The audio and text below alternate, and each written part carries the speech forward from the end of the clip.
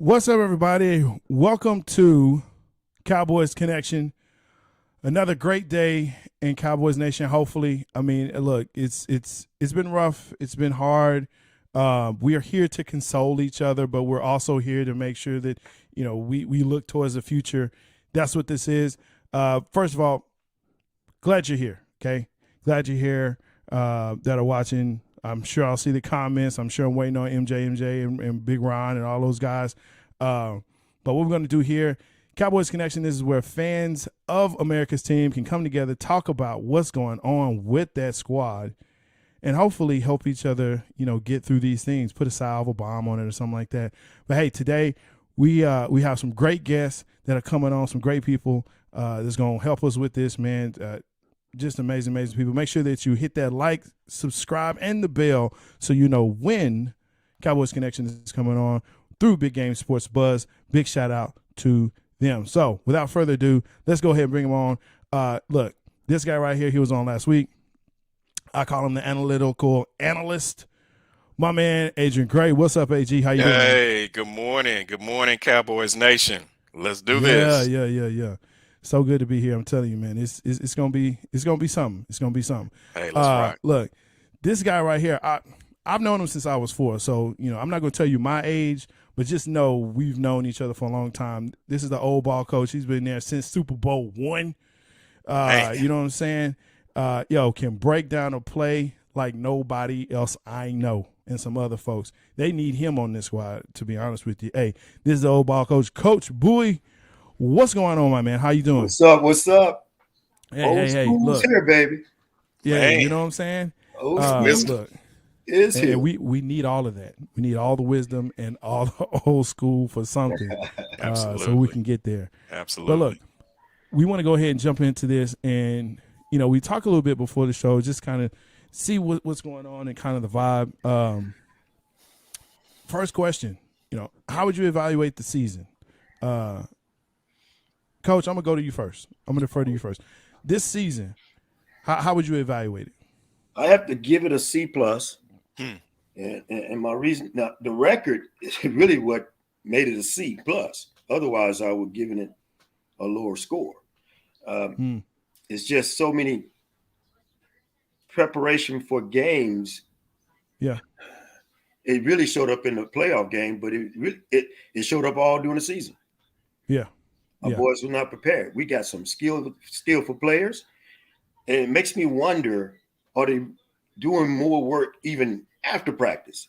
In the old school, quarterbacks and receivers worked to dark until they couldn't see anymore. Even sometimes we light a candle and continue to work. Don't know if that's happening. I don't know, but apparently it's not because of the preparation when we get ready to see things. I look at that, paid price for a great quarterback. Yeah. Great quarterbacks know how to throw his receivers open. Man, it's not happening. There it is. There it is. And that goes with, again, it's really not his fault. It goes again with preparation. Has been coach? What has been practice? Yeah. You got some great receivers that can run great routes. Cooper is one of the best route runners there is. Yeah.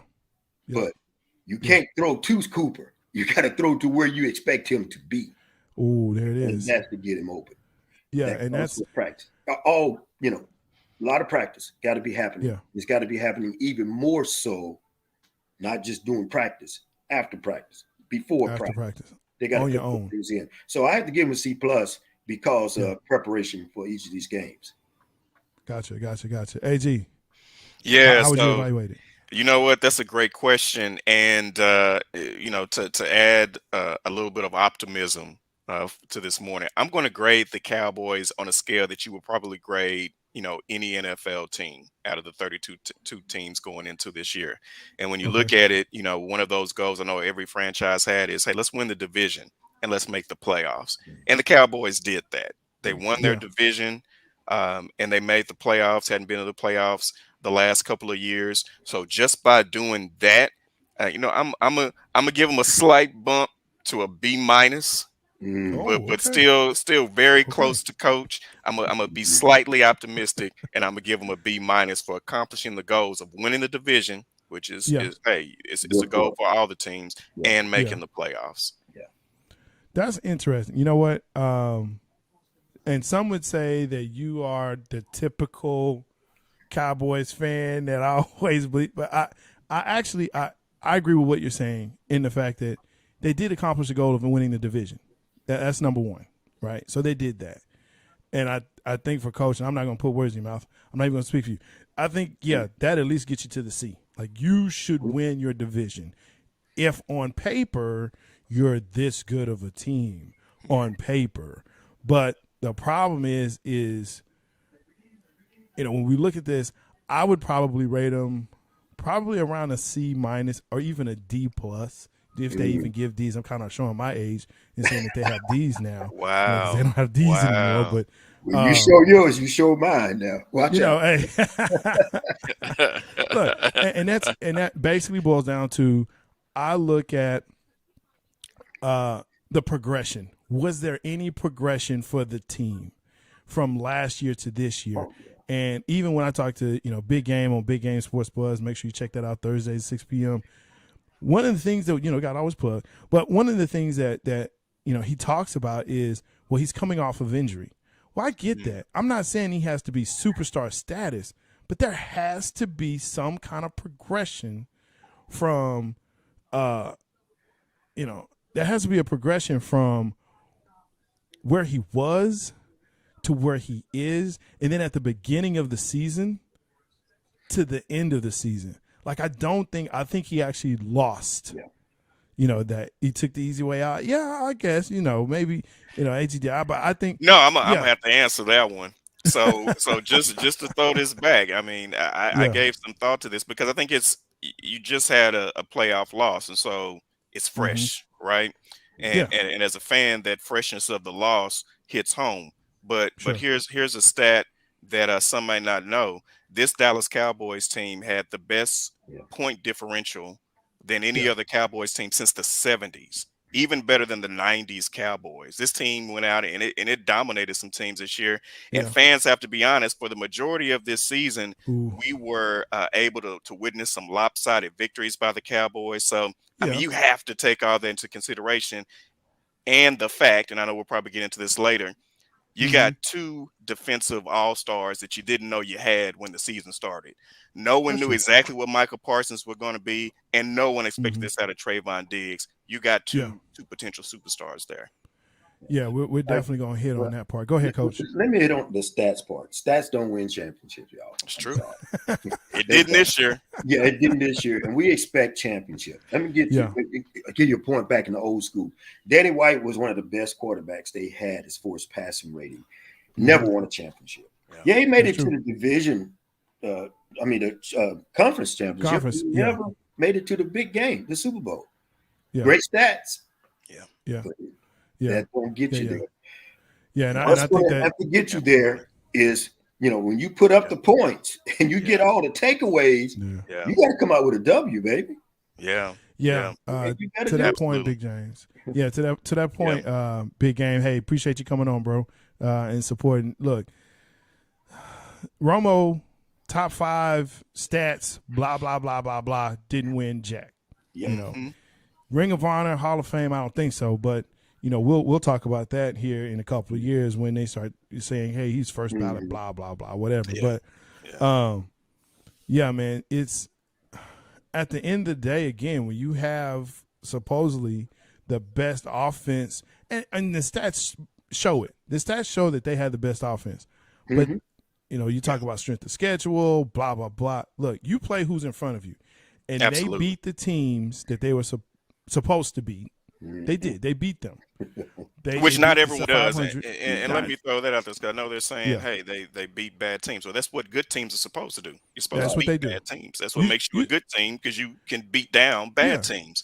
And I watch from week to week some of those same teams of the Cowboys pretty much mollywopped. I saw other teams struggle against them. So all that factors. There's a reason why fans had optimism going to the playoffs about this team. Yeah. It's because of the way they played in the regular season. Yeah. True.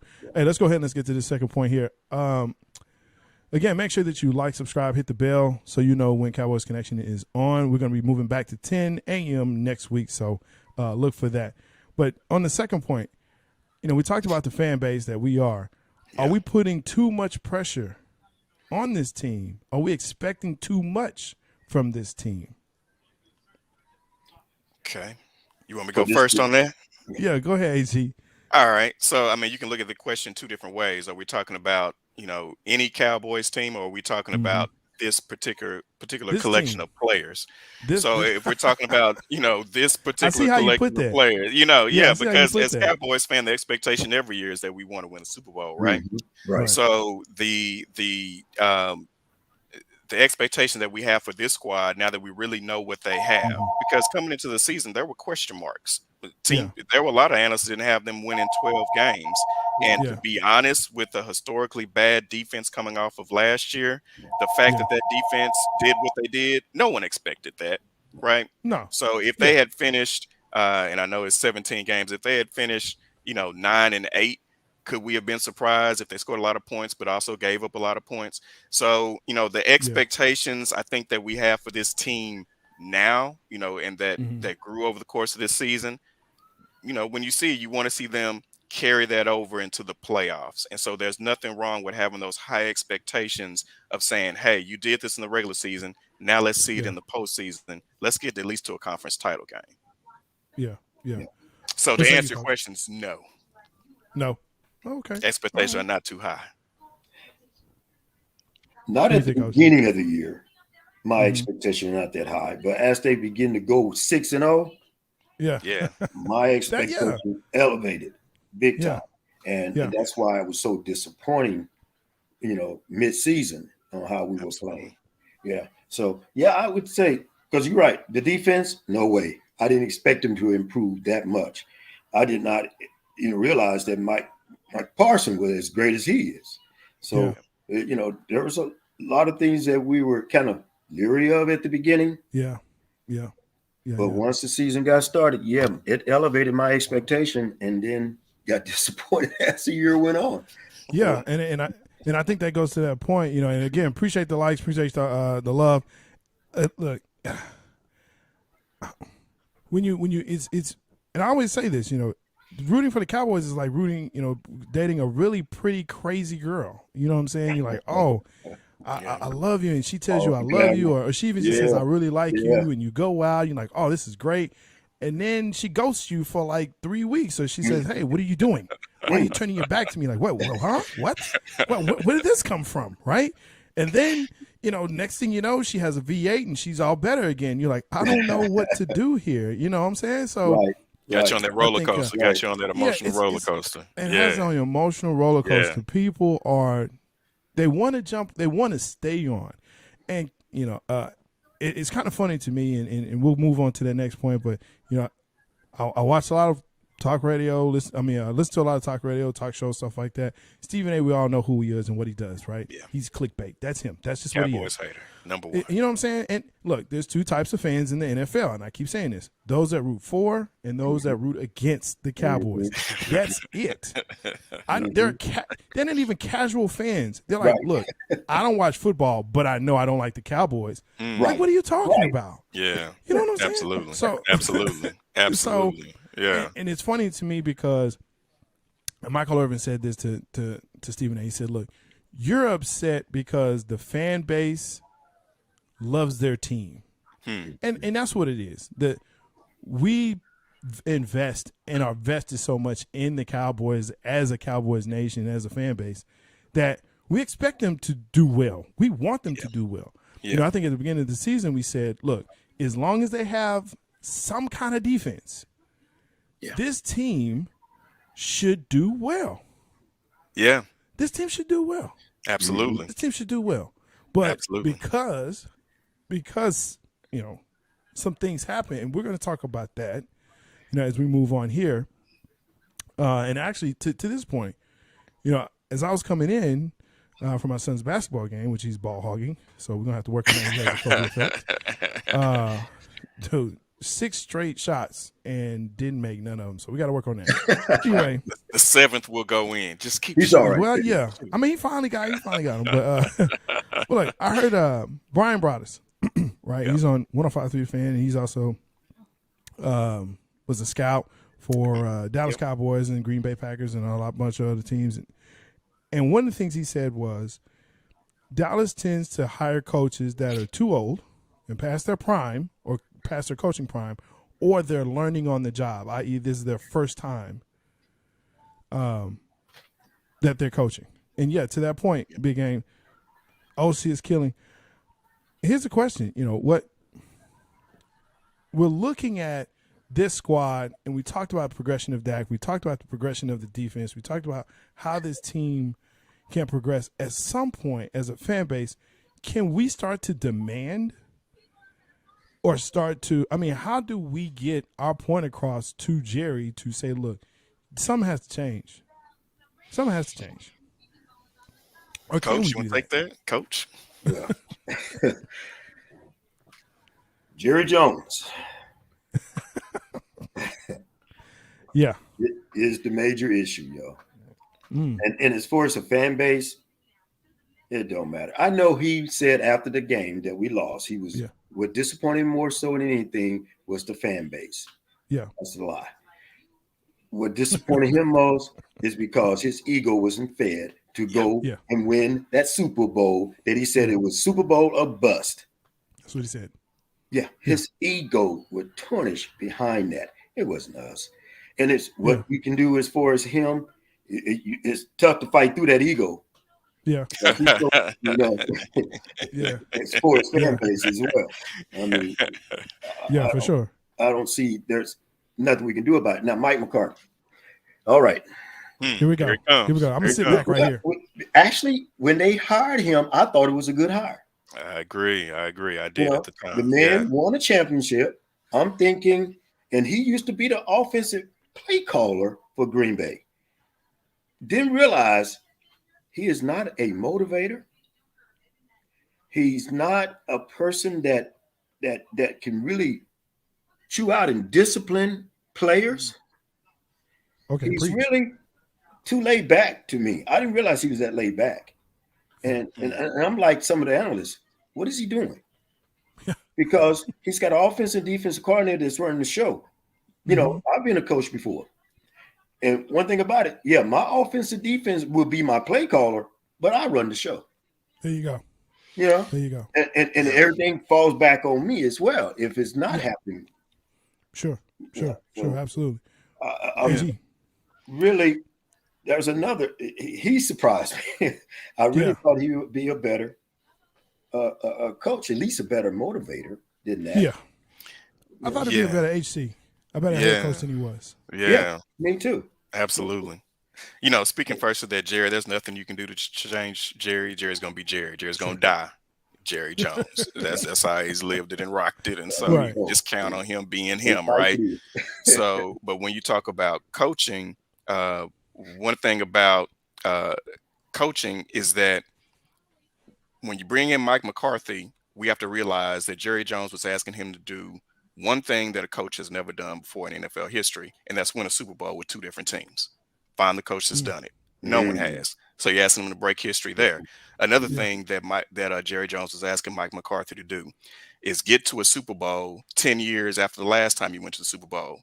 There's only one coach that's ever done that, Bill Belichick. So you're asking him to break history in one respect and then match what Bill Belichick has done. That's not Mike McCarthy. That's not who he is. Whoa. So just throwing that out there. Now that doesn't mean the Cowboys can't have some playoff success, but just really realize what we're asking the man to do. And when you talk about coaches that have at least been to a Super Bowl with 2 different teams, now you're still talking about a short list. You bringing up the name Bill Parcells. So do we really think Mike McCarthy is in the same class as Bill Belichick and Bill Parcells? All right. So we kind of already know how this story is going to end, but we're going to have to play it out the next 1 or 2 seasons before, it's finally all done for Mike McCarthy. Yeah. And they need a strong head coach. They need a strong head coach that's going to be able to say, look, this is, and that's a great point that you brought up, AG. Like I said, you rang the bell on that one, bro. We'll bring you back for that. Appreciate Look, that, James. My man. there is a point where you have to allow the coach to be the head coach. And you cannot hamstring your coach to where if he does anything that's possibly outside of what you may want as a GM/owner, then that's an issue, I think, because you're always looking over your back. You're on eggshells. You know, but it goes back to this too. And coach, you made a great point. I'm the head coach. It all falls on me. I have an OC, I have a DC, I have positional coaches and all of that. But at the end of the day, I'm the one that says yay or nay on this stuff. And especially on the offensive side. I think the defense, I think it's all been impressive. Right. Save for one part. Well, a couple of parts. And we're going to talk about that here in a minute. Yeah, you know what, Jabari, one point before it, and I don't know if Jerry is interfering at all with the actual the football piece. You know, that's a rep he's had. I don't know how much he's been involved with that. I don't know how much he was involved there with Jason Garrett. Don't know. Okay. Yeah. If he is, then Mike McCarthy needs to borrow from Frank Vogel. And you know, if you're gonna go down swinging and making your move. So if you got to bench Russell Westbrook to get a point across, you might as well go down. If you're gonna be the scapegoat, if you're gonna be the fall guy at the end of the day, then you know I'm gonna be the fall guy doing things my way. Yeah. I mean, look. Yeah, I'm not gonna say. I don't think he has that in him, though. I don't think he has it in him. And there's that part. Because here's the thing. I know for a fact other people, not myself, but other people have put things on their resume, and then when they get into the job, they don't. That's not what they do. But here's the thing: is that when you get the job, you know what you want to do. Those are your goals and accomplishments. Strive for those. The problem I have with him is, what are his goals? Like for the team, how do they get better? Do they get better passing? Do they get better on the offensive line? Do they get better in running? Do they get better, on the I mean, what and defensively? What is their goal? Like for Dan Quinn, and again, and I know we're singing his praises, but we saw what he did in Atlanta. We saw what happened in Atlanta. Yeah. And I still hold this theory. Once you lose a Super Bowl the way they did, that it takes your organization's soul. So Atlanta won't win again. They just won't. Something's gonna have to change. But I actually want to come back to this, and I was going to ask this question. I'm not even going to ask it because I think we already know the answer. And that was, we're talking about Dan Quinn moving on possibly, right? Yeah. He's interviewing for head coaching job. Kellen Moore is interviewing for head coaching jobs. God bless him. Hope he gets it. Hope he does. Be fun. Be entertaining. Be entertaining. I love it. I love it. Send him to Jacksonville. Send him to Jacksonville. He'll be back. He'll be back in a couple of years. Get him back as quarterbacks coach. He'll probably be an OC again here. But there's been no mention of Eric Bieniemy. There's been no mention of Byron Leftwich. They've talked about Sean Payton. They've talked about bringing in Mike Zimmer as a DQ. At DC, there's been no talk about that. And we know historically here in Cowboys Nation that America's team just has not been coached by particular types of people. Yeah. So, but I would like to at least see those names being floated around for this organization. Yeah. Even in AJ, you brought up a great point. Flores, hey, bring him in as a DC. That was actually, and then. Yeah, I'm sorry, Coach. I apologize. And it was great. It was great. Yeah. He's absolutely correct. Point. Yeah. Absolutely it's correct. What's going to happen because I think, it's going to be probably, I would see a Zimmer coming in here and we all know why. I'm not saying he's not a good defensive coordinator, even though, he's been a head coach for a while. But, the thing with him is it's someone Jerry is comfortable with. Right. And when we're talking about qualifications, the one that becomes most important to Jerry is who am I comfortable with? And he's comfortable with him. Yeah. Obviously, if it were me, I'd be like, Coach, let me pull out the Brinks truck and Flores, let me make you the highest paid defensive coordinator in NFL history so that I can get you to take this defense to the next level and then potentially be the coach and waiting for the Dallas Cowboys head coaching job. James, you're absolutely right. He's probably going to get a head coaching job. He will. I'd be surprised if he did not. But when you come to black coaches, stranger things have happened. Because if you ask me, he should still be the head coach of the Miami Dolphins, but he's not. So you just don't know. But I would at least make the offer and see if he bites. And Jabbar, you brought the other names. You talked about Brian Leftwich. You talked about Bieniemy, who's been out there for a while. Absolutely. Those are coaches and others that are out there. I think this is a rich coaching pool right now. Yes. But the Cowboys, they're not going to make a move. Yeah, no, they're not. No, they're not. They're not. They're probably going to lose the OC in DC. I think they're going to be gone as well, and that's why I brought up Ken Norton Jr. Hey, bring him in as the defensive coordinator. Yes, I think we won't skip a beat. I think we'll probably even get even more aggressive on defense. Yep, absolutely, and I think like I said, we were doing pre-show and you brought that up. I said, "Oh, please make sure you bring that up because I know I'll forget it." But that's an excellent point. Ken Norton is no longer in Seattle. Right. Bring him, and I think the backs coach is also Seattle. I know it was two coaches. It was Ken Norton, the DC, and the other coach that was with him. Bring them both here, because. And I'm glad you brought him up because this actually goes to the last point, and this is the one I said that I was going to kind of. Throw you for a loop. Randy Gregory, Tank Lawrence.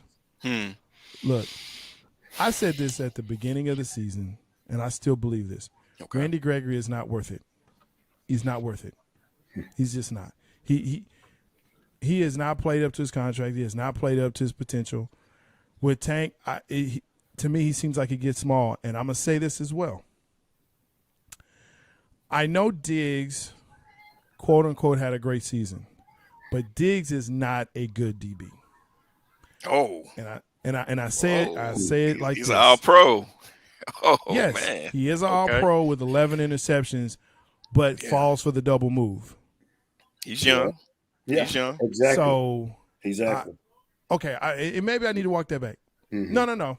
He's not at this point right now today. Would I take Diggs on my team as opposed to Byron Jones? Byron Jones, former Cowboys. Byron Jones, former Cowboys. Byron Jones. Yeah. Now, 10 out of 10 times. You would take Diggs over Jones? Yeah, me too. Yeah, I would too. Yeah, we got a good look at. He was solid, but Diggs. Jones won't get you in interceptions. Go ahead, Coach. You want to say something? Well, Diggs I think he's the perfect match for that defense. I really do. He's like you said, he's young, inexperienced, but I really believe that progression. You talked about progression earlier. Yes, major progression with Diggs. Yeah. From last year to this year. Yeah, and actually last year he covered pretty well. Again, his youth is what got him. People showed him no respect, but this year he began to get that respect. He began to break on balls better, as you can see for his interceptions. Yeah, and the pressure was applied, and that's what every corner needs to become a great corner. You got to have some pressure out of that front four, or actually that foursome unit, the whole seven. Yeah, I agree. I agree. I agree. And I got to speak on Diggs. And he's got certain things you can't teach. I know, it was long ago they used to talk about we talk about centers in the league. Talk about height. You can't teach height. Either you got height or you don't have height. Yeah. What Diggs has is exceptional ball skills. Okay, and when you're a quarterback coming back to pass, if I know if I throw it up and nothing's going to happen, either my guy's going to catch or it's going to hit the ground. That's one train of thought. But if I know I'm coming back and I'm throwing it up to you and you might come down with the ball 50-50 chance, then you're making quarterbacks, think again about throwing that pass. And so the things with Diggs, he can learn over the course of this summer. He can get better. And, he can go to some former Cowboys and get some advice as well on how he can get better and become even a more exceptional lockdown cornerback in the NFL. The potential is there. Absolutely. I'm going to put this quote back up. Actually, I'm going to put this you see James comment? Yeah, Jamal. Hey, man, what's Jamal, up, big bro? Good to see you, No, man. he's Good not to going see to be. you. He's not going to be better than Ramsey at this point. Obviously, Ramsey's been in the league a while. Give him some time. But I think that's a great a man question, that though. got 11 interceptions. What Cowboy has gotten 11 interceptions hasn't been done since Everson Walls. Since Right. Everson Yes. Walls. Come on Right. I now. get that, but Respect it. And what made Everson Walls, what you just said, great ball skills. That's it. yes, You know, I mean, he was slow, just like Exceptional. Diggs and all that. Yeah. But again, he had a great foursome unit. That front seven that's was very true. That's very true. And so he could break on it. But still, you got to be able to have the ball skills, even with that type of pressure, Got to. to be the outstanding corner. Well, then here's the other thing. Then look, I think Diggs is a great ball hawk. He is what you need for a defense, and especially for this offense. The takeaways are amazing. Hey, look, let's just takeaways is what you want, right? Yeah. And what I'm looking though is that even though he's a ball hawk, the safety is not giving him the help when he falls for the double move. Yeah, exactly. And so that exposes him even more. And now people like me are saying, was Diggs really that great? Yeah. I mean, yeah, he got 11 interceptions. I get that. He's a former receiver, so he should have the hands. He has great skills when it comes to that. But as a coverage quarterback, and he's reading routes very well too, Jay. He's reading routes very well because he understands, being a receiver and reading those routes. But the point that you just made, a lot of times with the double move is the safety's fault. Yeah. Yeah. You know that. There you go. Yeah. And we know the Cowboys have needed an improvement in the safety slots for a while now. Okay, Yeah. so that's Since been Woodson. there, and it hasn't gone away. And the Cowboys, Diggs and his play, and some of the cornerbacks in their play, they're still masking some deficiencies we have at the safety position. So, and that's hopefully something the team can address in the offseason. Yeah. And that's why I wanted to, and this is one of the things why I mentioned Byron Jones because, I feel as though if we had Byron Jones, he could have rolled back to play safety, which he did when he was with us. Yeah. Right. He played all the defensive backs positions. But if you have Jones back there, he's not a ball hawk, but at least he can cover. Yeah. Right. So you have that part that's there. You have Diggs that can now be even more aggressive, which is crazy to even say. But if you have him that's more aggressive, you can shut down a whole half of a field or a third of a field. Now you have to worry about, Anthony Brown on the other side. Worry in what respect? Are you playing games with us, Jabbar? Are you trying to do a Jedi mind trick?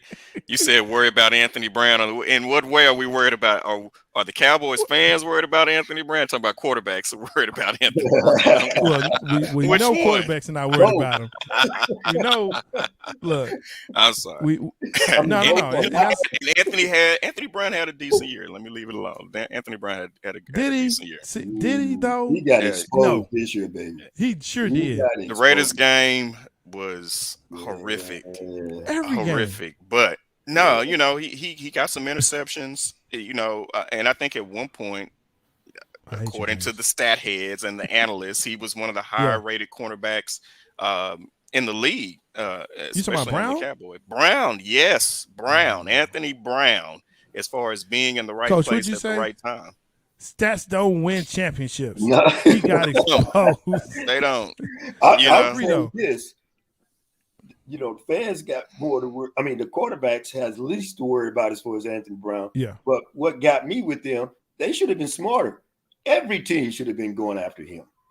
Yeah. I think he really would have been put out there if all the teams have gone after him like they should have. Because, man, I'm not happy with him at all. And I think a lot of us as Cowboys fans are not happy with him at all. It was very sad to see. And we're like, wait a minute, what is like? It just because again, you have Diggs that's falling for the double move. So once they do that, and you have Brown, you don't have safety help over the top. Yeah. We're looking for Micah Parsons to do everything and be everything, which he can't be. And I think it actually hurt him in the Rookie of the Year. In that, I think it did because, look, Chase phenomenal. I take nothing away from him because he's probably going to win. But because Michael Parsons had to play basically every defensive position in the front seven, right? That hurt his stats, and it hurt his stature as far as how he's viewed. Defensive play, I think he could definitely be in the conversation for defensive play of the year, even as a rookie. Won't win it because again the stats won't allow it. But yeah, I'm looking at him and saying, look, that's probably gonna go to T.J. Watts. Yeah. Now he'll win defensive rookie of the year. He'll win defensive rookie of the year going away as he should. And TJ Watts has had some phenomenal. We're saying it again, but he had phenomenal numbers. He just played exceptional this year. So we understand legit, baby. Yeah. Now one thing, when you talked about Michael Parsons, Jabari, and you talked about he had to play all these different positions that may have taken away. I look at it from the flip side. I think people that really know football can understand the versatility of being able to be put in all those different positions and excel. And the fact that Michael was able to do that in a rookie season, it just shows you the type of I'm going to use the word dog that he is, when you talk about player that can just get after it. So he's got that intensity. They just need to figure out now how they're going to help build more of that defense around Michael Parsons and allow him to make plays on the football. And I was going to say, you would think Randy Gregory or Tank Lawrence would be your defensive leader. But to me, I look at Michael Parsons as a defensive leader. He's the one that's running the show. Yeah. And for a rookie to do that, Coach, speak to that. Is that? I mean, some people have it, some people don't. But exactly. And he got it. I mean, he's exceptional, man. He's got it. And he not only lead by just not the rah-rah, but he leads by his play. Absolutely. Absolutely. And Coach can talk to that. Yeah. So look, let's get us out on this one right here because let's talk about future, right? And so, and to this, James brings up Parsons is a beast. Go get a DT to help him out. Yeah, we're looking at the draft in April. What is it that the Cowboys need to effectively? Barring head coach, we're talking about just players because we know we need coaching, but players, positions that we need to look at to say, look, we need this now in order for Jerry to get one before he goes on to glory. You said it before, top-notch safety. Yeah. That's number one. And I agree with James. Defensive tackle that's really a beast, a run stopper, and also keep those linemen off of your linebackers. Yeah. That's why he's saying defensive tackle. So they do need to get a top-notch one there. I feel like actually Gregory and Lawrence will suffice as far as putting the pressure on they need to, as far as helping out Parson to play his position. But those two positions on defense. Now, offense, we're going to have to redo our whole offensive line, man. Yeah. So it's crap. It's bad. Yeah. Only the penalties are hurting. That's the one thing I have to take off of that is that shit. He was under pressure. Oh, excuse me. He was under pressure. It's all right, Coach. All season. Yeah. The line. Yeah. It's just pretty much shot. We're going to have to. We're going to have to do something different there. We're going to have to go and recruit, go into free agency. Whatever, James. Yeah. And really get our line beefed up. Otherwise, and I think some people are down on Zeke. Keep Zeke. Zeke is really came through more. So I think that tandem with Zeke and Pollard, it's an awesome combination. But you got to have a line. Yeah. To piggyback off Coach, I'm going to keep this simple. I'm a firm believer that in order to reach the Super Bowl, you have to actually be super at something, right? Super, elite. And so the Cowboys defense right now has the potential to be elite. And whether it's bringing in a Ken Norton to make that defense nasty and invoke that mentality, or getting some a D tackle, a safety, whatever it is, to get to the next level of being elite, superb, and then the offensive line. Obviously, you have to look at what you still have. And you still have a Zach Martin, you still have Lionel Collins, and so you can build around that, but you definitely have to go in and say, hey, we got to get back to our offensive line being super. Yeah. And I think a super defense and a super offensive line will get this team to the Super Bowl. Yep. Yeah. Those are great points, man. Those are great points. I'm of the opinion, and Coach, I'm with you. The safety, we have to get somebody, whether it's free agency or in the draft. We have to get some help in that back end of it. Yeah. We got to do that. I think also the offensive line has to be redone. The Connor McGovern is over. He's done. He's out, baby. He's done. Flag on the play. Yeah. Literally, he's done. Yeah, Collins looked bad. Yeah. Collins looked bad. He was okay. He was. Yeah. They got, and then some of that with Collins, I think was, obviously we know he had that suspension issue. I think he needs to get his head right, and he'll be fine next year. Yeah. And he was out the entire year last year. Yeah. So, Yeah. Okay, but now, and then we get to Tyron Smith, who's always injury prone. And I can't say injury prone. He's done. It's time. And job well done, Tyron Smith. Job well done for your career. Appreciate Hall of Famer you, right there. Yeah. Cowboys Connection. Hey, thank you so much. You can come on the show anytime you want, but just don't be on this roster because it's time, bro. It's just time, man. And then I look at Biotish, and I'm looking at this guy and like, okay, what? Again, Coach shakes your head because this O-line to me was constructed with the idea of the 90s Cowboys. But the problem with that is that they're not playing the 90s defenses. Right. You're playing guys, men that can run, linemen that can run 4.5, right? Linebackers that are running 4.4, right? And with defensive schemes the way they are now, excuse me, we look at Arizona and what they did. You got 7 people on the line. So now you got to figure out, you have to be cerebral and say, because Dak, for whatever reason, pre-snap, I don't care what anyone says, he's not very good at pre-snap and he can't throw anyone open. You said that, Coach. So the offensive line, which is usually the center, has to be able to recognize, okay, this is what's going on. You have him. This is what we're doing, and create that pocket or create the lanes or whatever you're going to do to help this squad out. But that O-line as it stands, it has to go through a total transformation. I don't think there's anyone on that O-line. Zach Martin. Safe for Zach Martin. One of the best players of football.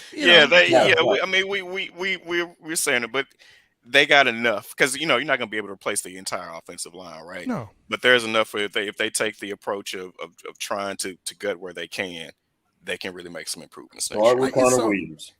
Number one. Sit that Pink slip.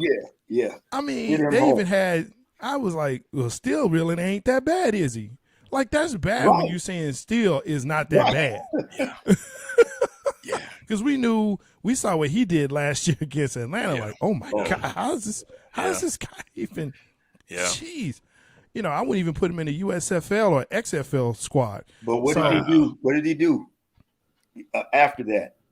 He got better. He got better, but because he beefed up. He did. Yeah, he got onto a weight program. He got faster. He got stronger.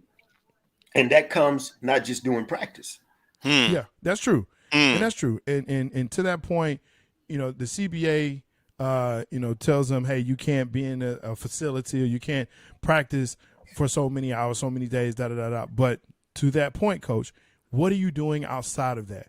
Like Tom Brady takes his squad. He takes his guys and say, hey, we're going to go practice. We're going to go he was in a park practicing. That's it. He went to a park.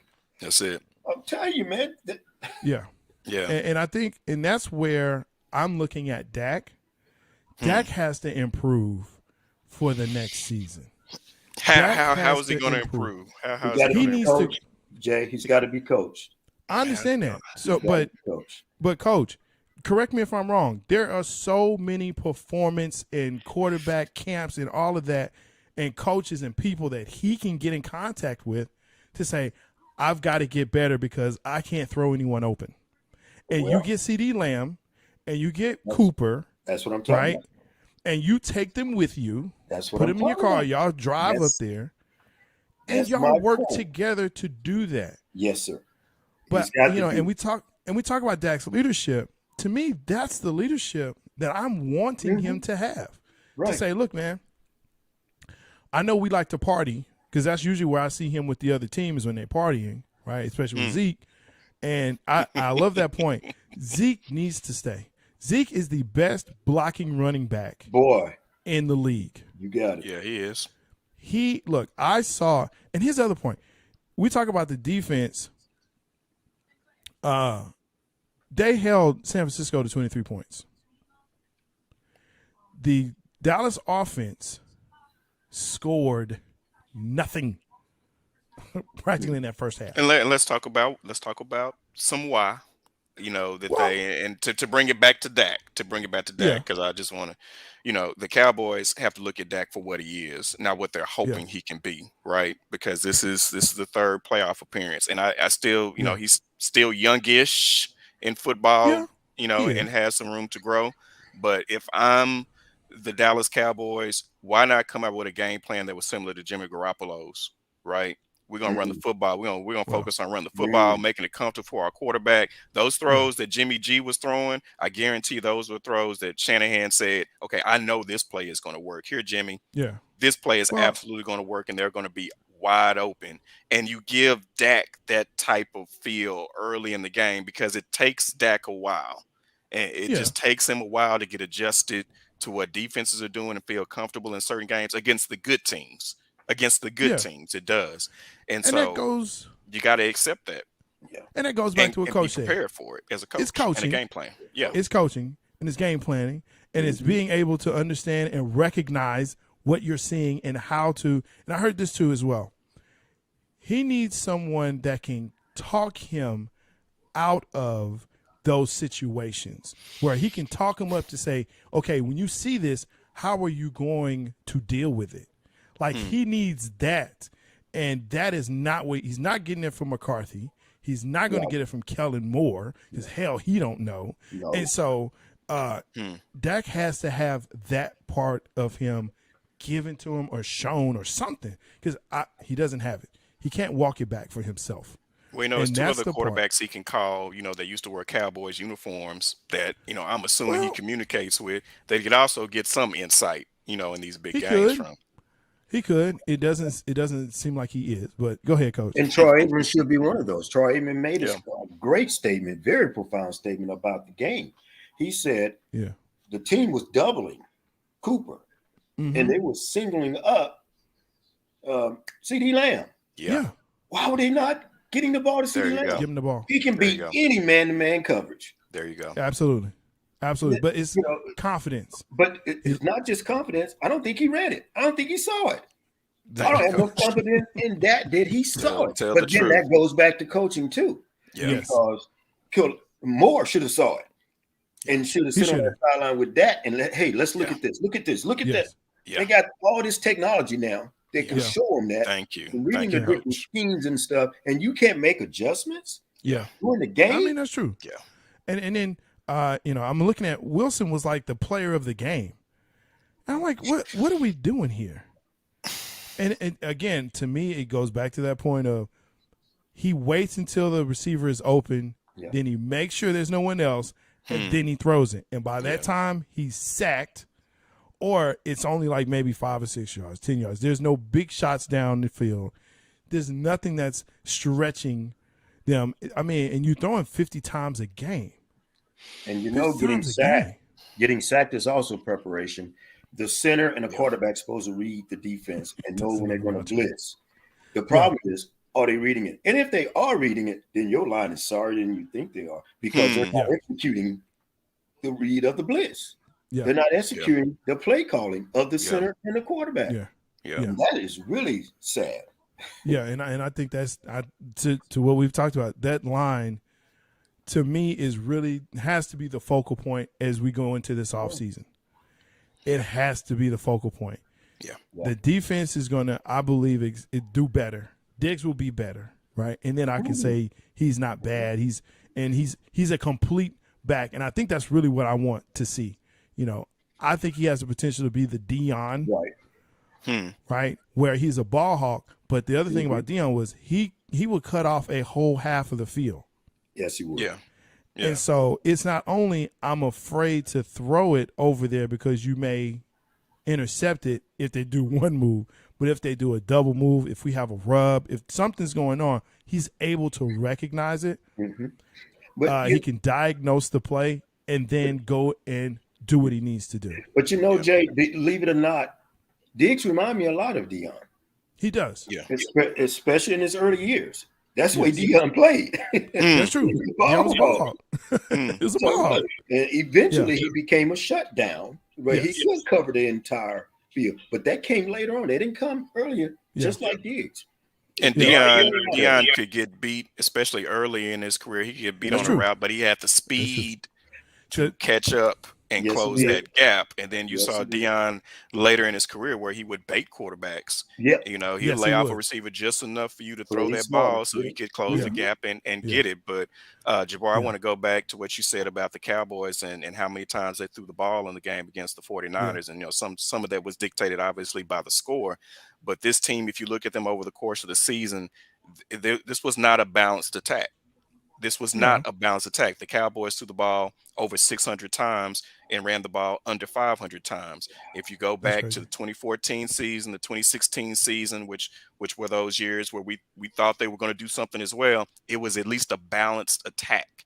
Okay. Yeah. And they need to get back to having balance in Dallas and not rely just on, hey, we're just going to throw the ball and get all these points off of throwing the football. So they need playoff ready offense. Yeah, I'm trying to think though. You said it dictated, but you know, in the second half, how many points did San Francisco score? They scored. You know, the biggest. I say one of the biggest quarters outside of the first quarter was the third quarter, because the Cowboys had the opportunity to close the gap. They didn't. San Francisco actually extended the lead in the third quarter. If you go back and look at that by scoring that touchdown. And that really made all the difference in the world. Well, here's the thing that I say to that though is that the game didn't dictate they had to throw it 60 times. I just don't believe that. With 23 points in that game and the way that game was played, I don't believe it did. I don't believe it dictated you had to throw the ball that much. You have and I still believe this. If you run on first down and you only get 2 yards, okay, that's now 2nd and 8. If you run on second down and you get 3 yards, that's now 3rd and 5. That's a manageable 3rd and 5. You can do a lot of things in 3rd and 5. Even if you're talking about. But I'm sorry, Jabari. The whistle just blew. The whistle just blew. Flag on the play. Offensive line. That part. Let's roll that back 5 and 10 yards. And that's a factor. That was a factor in this football game. Oh, absolutely. You can't win with 14 penalties. I think it was one series early in the game where you had the center. He had a false start, I think, on the second play, and then on the third play, he stepped on Dak's foot on the third down play. I mean, that's the kind of stuff that was happening in this football game, and you there were other factors at play as well that got this off. Oh yeah, no, it was a complete failure by the whole organization. Yes, it was. Because it was a complete failure. For those type of things to happen, those little hiccups, all about preparation, baby. Absolutely. Coaches have got to get them prepared to play the championship level. And they're not there. They're not there. They're not there. Not at all. So I'm gonna get us out on this, and I appreciate y'all. I know we said 30 minutes. Hey man, when we can start getting into this, sometimes it can take some time. But the great part about it is that it's a podcast that we can do. We can do that. Okay. Right. What's your prediction? Or now this is barring the draft and free agency, but today, going into next season, expectations for next season.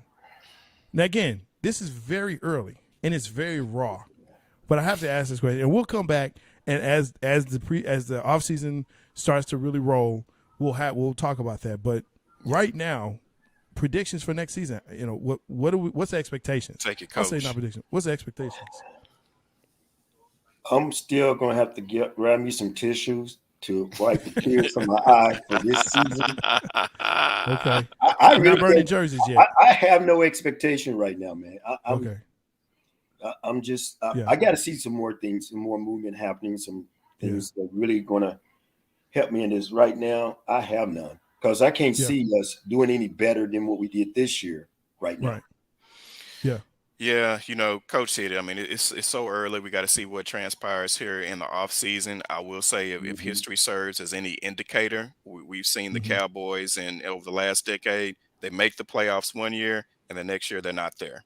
Then they come back, 2 years later, they make it again, then they're not there. So if they follow that pattern, you can't be surprised if they don't make the playoffs next year. Exactly. So, with that, I am going to throw out, just another number, and that number is 6. So 6 is the number of first round draft picks that the Eagles, Giants, and the Washington football team have combined in the first round this year ahead of the Cowboys. They have 6 first round picks. 2 of those picks go early to the Giants, and then Philadelphia has 3 picks right in the middle of the draft.